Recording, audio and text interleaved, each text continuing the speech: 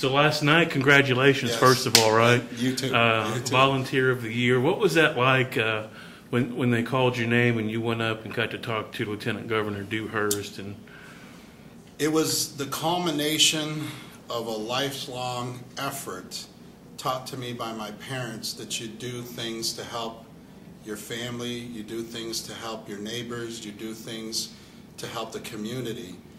And it was like I wish my father, my mother, my brothers and sisters could have been there, because it was something that was a family. That's why it was so great that my wife was there. Mm-hmm. My oldest son wasn't there because he was actually helping us as a volunteer on a fundraiser for Diane Costa for her congressional run. And then our other two children were at swim practice and volleyball practice. But it was a sense of pride for all of us that we have gotten to a point where things that we just do inherently, naturally, are being, you know what I mean, applauded and appreciated by a wider audience. And in this particular case, the Republican Party of Texas, because I didn't know that this award or anything like it existed. So when we were made aware of the situation, it was nice. It was it was kind of like that tingling on the back of your neck kind of feeling. It was a real moment of pride. Mm-hmm. Well, there were quite a few people in the crowd. One of the topics that people talked about a lot, to me anyway, was the whole immigration position, the in-state tuition for illegal immigrants. Give me your thoughts on that. The particular situation with what came out in the debates? Right. I understand why they're trying to make such a big issue out of it. If you're talking specifically about debate, I think it was where Senator Santorum said, well, it's not that we're not against you giving it, but why are you then penalizing, I guess, out-of-state residents, that out-of-state residents fee of 100% or something like that. My son is in school. It costs $54,000 a year to go to SMU, whether you're in-state or out-of-state, I guess. $54,000 is a lot of money. So as a parent, obviously, I want every possible break given to my son, and he's got a lot of academic merit scholarships, and he's on the work-study program. So in that particular case, when Governor Perry said that I think it was 181 out of 185 legislators voted for it, and it's a states' right issue, in that particular case, that's a hard thing to not agree with. What year was that? I don't even remember what year that was. But, you know, as I saw it unfolding in the debate, if that's the specific nature of your question, I think what they're saying is because the topic of immigration, and then we'll throw in the word illegal immigration, are those students awarded that benefit of $100,000, they said, as opposed to a student coming from, say, Illinois or wherever. I would, I guess, would have answered if it was me saying, all right, fine, then everybody can come to Texas and for the same price. You know what I mean? Well, I had the privilege to testify on that exact bill here at the courthouse, at the Capitol, for the Senate Hearing Committee on Higher Education. And my senator, Senator Birdwell, was presenting this bill to prevent taxpayer money going to illegal immigrants. Because basically, here's the deal: they may have come here at an early age, and maybe their parents are still illegal. Maybe they're caught up in some limbo state that they can't find their way through.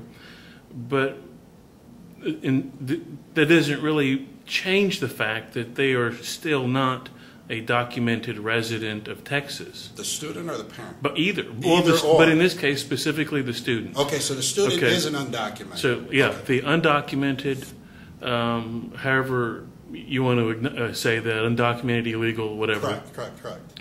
That student, since they're not a resident of Texas, because they can't prove any residency, then therefore they are an out-of-state resident at minimum.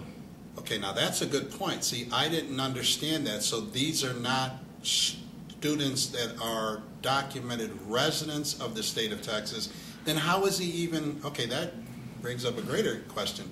How is he even, how do you identify these people when they go? Because like I said, we just went through the whole process of applying to SMU, MIT with my son, and the paperwork is voluminous. Yeah, but and everything. How do they do that? That's a good question. Well, the reason is because in the early 70s there was a bill that was passed that said that we could no longer ask whether a student was legal or illegal.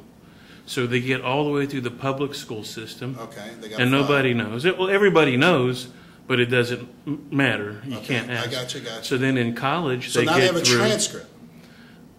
What's that? Now they have a transcript from the high public school system or high school, and they take their test and they get admitted. The college doesn't require citizenship or resident, right. But they do need you to provide residency.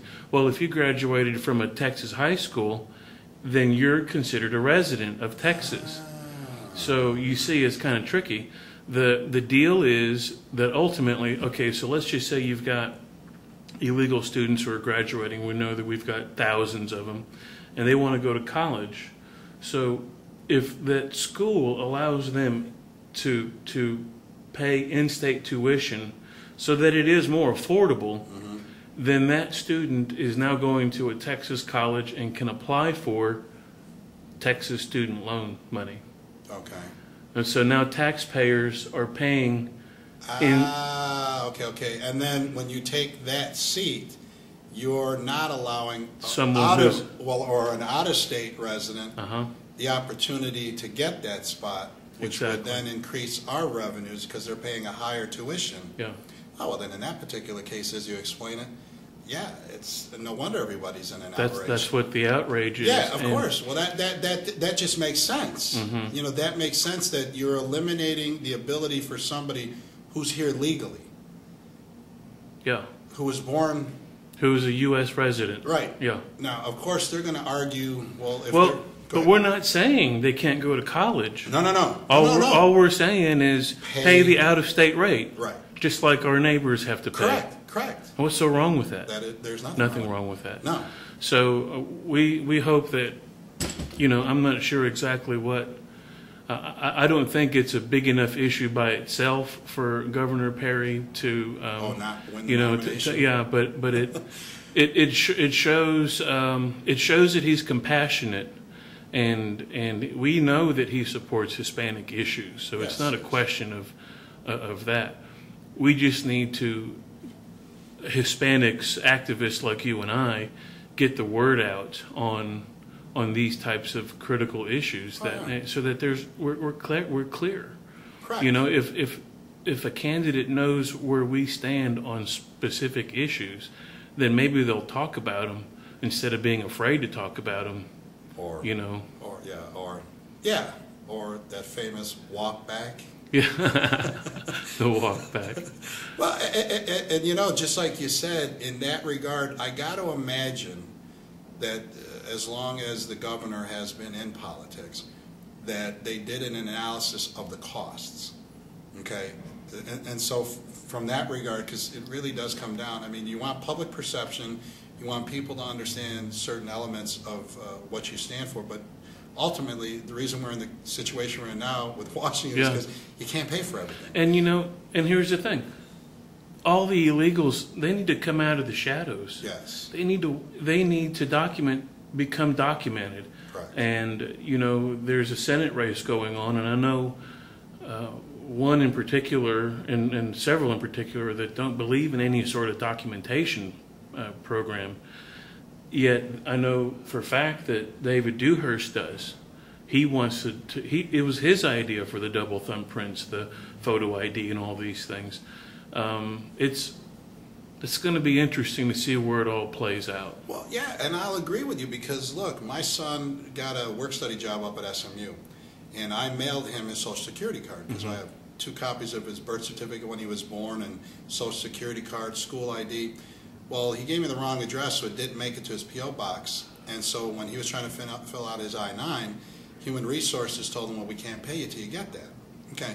Well, then the process of trying to get a replacement card was like, so if I'm a U.S. citizen, which I am, born and raised here, and I have to go through all of these, gyrations to do what is legal to fill out the I-9 for him to get paid, which, you know what I mean, it was a very convoluted process, then yeah, I would agree, if you're not here legally and it was no fault of your own, you still need to go through the same process I did. Pop Warner football, swim clubs, we have to prove birth certificate, some sort of ID, residency within you know, that particular proximity to the club or whatever. It's just a part of our normal everyday life, right? Right. You renew your driver's license, you renew your voter's registration. There's a line that has to be drawn in the sand, and people don't want to hear it. But it's when it all comes down to it, and things get as bad as they're going to get, you're either going to be on this side or on that side.